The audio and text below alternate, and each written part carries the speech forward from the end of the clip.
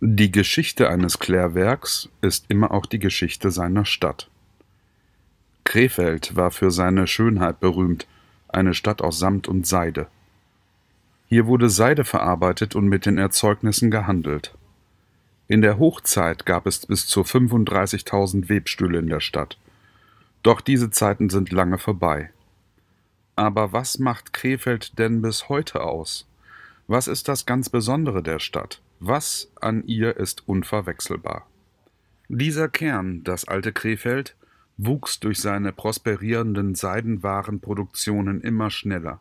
Die Einwohnerzahl der Stadt stieg gewaltig und Krefeld dehnte sich weit über den mittelalterlichen Ortskern aus. Der um die Stadtmauer führende Stadtgraben spielte die wesentliche Rolle bei der Beseitigung des Regenwassers und aber auch der Abwässer der Stadt. Nachdem sich in nur 20 Jahren die Krefelder Bevölkerung auf rund 14.000 Menschen wiederum verdoppelt hatte, war eine erneute Erweiterung der Stadt notwendig geworden. Mit den Planungen wurde der Regierungsbaurat Adolf von Fagedes betraut. Seine Entwürfe sollten Krefeld nachdrücklich prägen. Obwohl Krefeld weder Residenzstadt noch jemals Garnisonsstadt wie zum Beispiel Potsdam war, setzte Vagedes 1819 das schon zuvor begonnene Layout der vorhergehenden Erweiterungen fort. Aber nicht nur das. Vagedes entwarf eine Abgrenzung zum Umland. Auf der einen Seite die Urbanität der Stadt und auf der anderen Seite das Grün des Umlandes. Französische Prachtboulevards entstanden in Krefeld. Die 4 Wälle.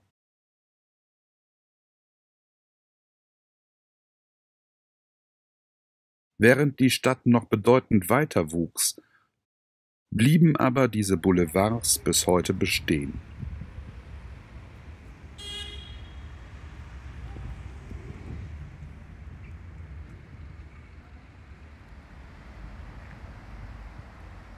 Schon vor den Zeiten der Planungen müssen allerdings die gesundheitlichen Verhältnisse im und um das damalige Krefeld als ausgesprochen schwierig bezeichnet werden. Denn auch die Färbereien für die Seide lagen zuerst verstreut in der Stadt. Hier wurde mal schwarz, mal grün gefärbt oder was die wechselnde Mode sonst noch verlangte.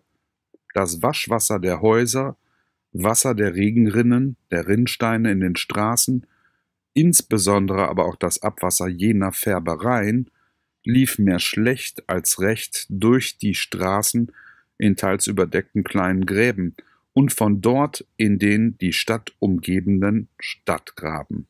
Auch Vagedes Erweiterungen der Stadt 1819 versprachen zu wenig Besserung in Bezug auf das Abwasser. So kommentierte der Landrat: So wird ein sogenannter Stadtgraben bei der Erweiterung der Stadt überflüssig und dieser Schlammbehälter durch einen unterirdischen Kanal ersetzt. Es wird eine bedeutende Geldsumme gespart und der Gesundheitszustand der Stadt verbessert. Die Einwürfe des Landrats wurden aber offenbar erstmal ignoriert.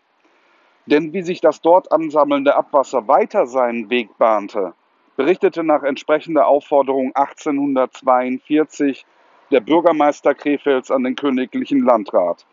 Es werden dort 6 Abflüsse aufgezählt und der größte Teil führte nach einigen Schlenkern durch das unbebaute Hinterland in einen Graben, den Buschgraben.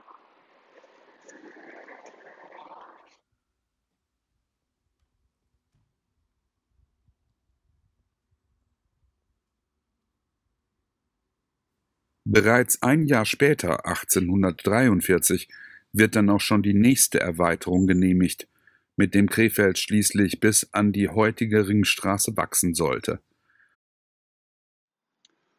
Doch durch neue Quartiere drohten sich die Abwasserprobleme noch weiter zu verschärfen. Das Abwasser staute sich und führte in den umliegenden Landgemeinden zu entsetzlichen Problemen.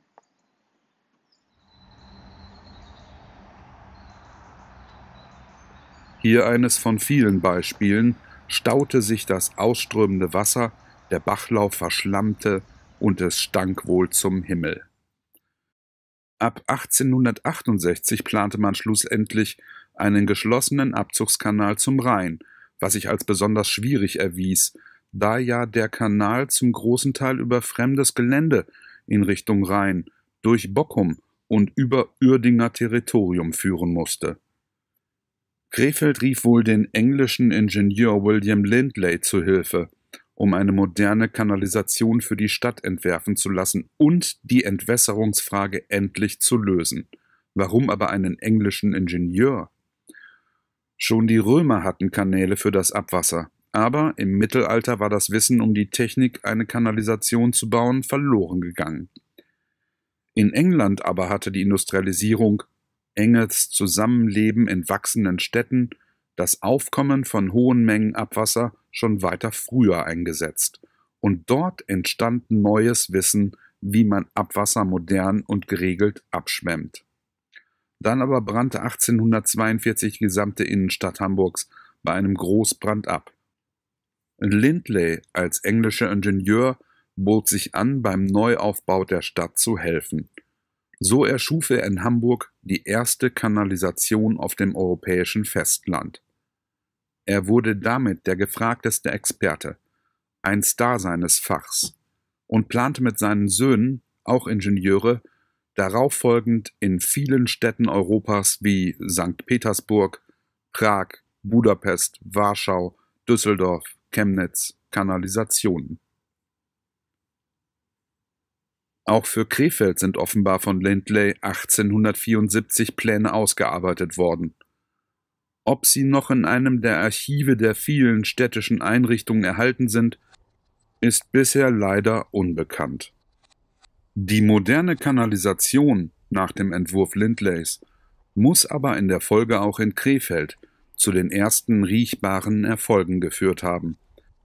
Denn einerseits wurde nun in den Straßen im Tiefbau die Kanalisation unterirdisch verlegt, die heutige Hansastraße bekam dazu den Namen Kanalstraße, und auch der Hauptabflusskanal zum Rhein nahm Gestalt an und wurde 1877 in Betrieb genommen.